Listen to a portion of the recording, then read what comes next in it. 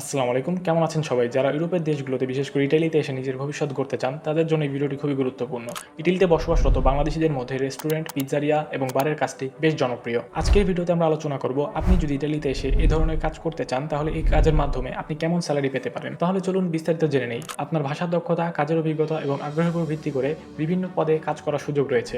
যদি আপনার ইটালিয়ান ভাষায় ভালো দক্ষতা থাকে, তাহলে আপনি ওয়েটার, ক্যাশিয়ার বা বারের কাজ খুব সহজেই করতে পারেন।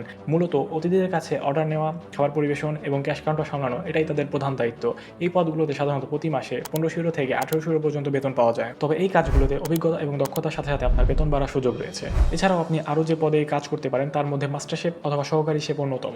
এই কাজের জন্য ভাষা তেমন কোনো প্রয়োজন নেই, তবে রান্নার অভিজ্ঞতা থাকতে হবে। অভিজ্ঞতা থাকলে আপনি সরাসরি মাস্টার শেফ অথবা সহকারী শেফ হিসেবে কাজ শুরু করতে পারেন।